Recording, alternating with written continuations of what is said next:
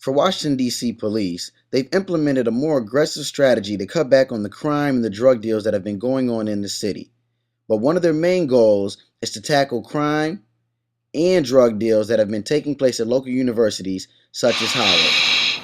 Here's one student on why he decided not to sell while on campus. Because it's a grind, you feel me? Because it's like when I left for Chicago, my mom told me to stop trapping and doing all the block.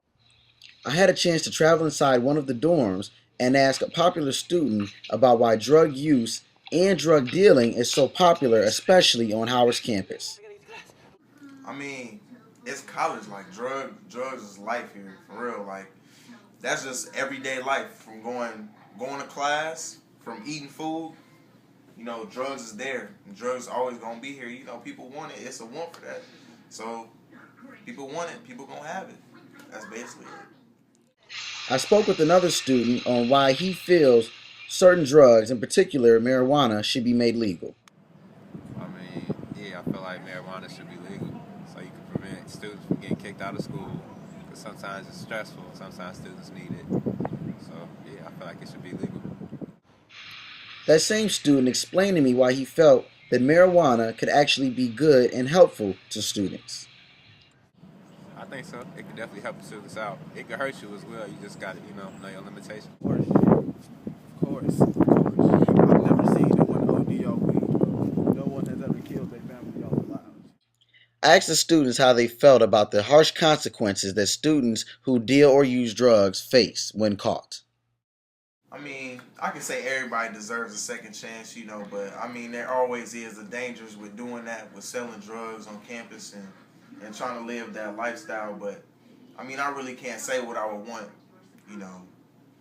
the punishment to be, because really I would want the punishment to be nothing, but I really can't say that. To be realistic, you would have to have some sort of punishment. So to me, really, yes, they deserve a second chance, but is that really possible? Maybe not.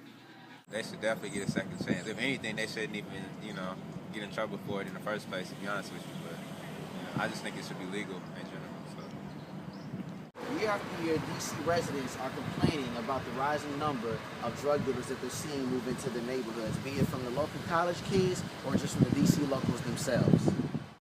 And no D.C. native made a bigger impact in the drug game than Rayful Edmond III.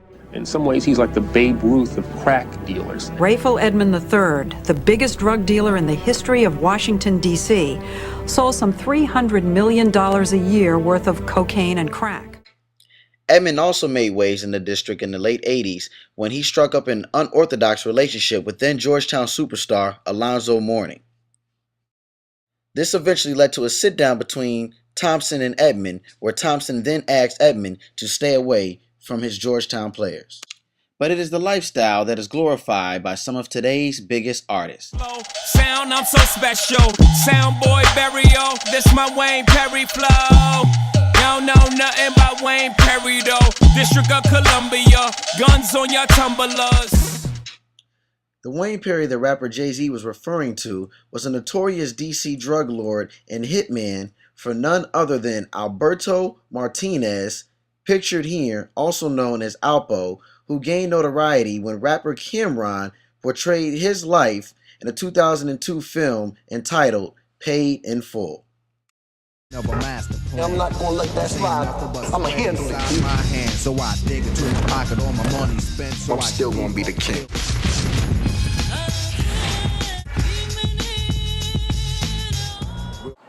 But according to one student, it's not about the lavish lifestyle portrayed on the big screen, but rather the struggle to survive. All that goes into it. All that, the money, the food, like you said, some people really trying to eat. Like some people gotta make it every day.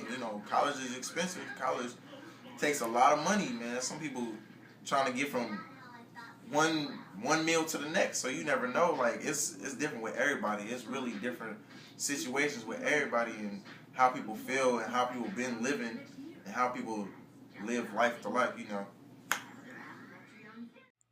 Meanwhile, police continue their war against drugs here in the District of Columbia. For News Vision, I'm Charles Walton.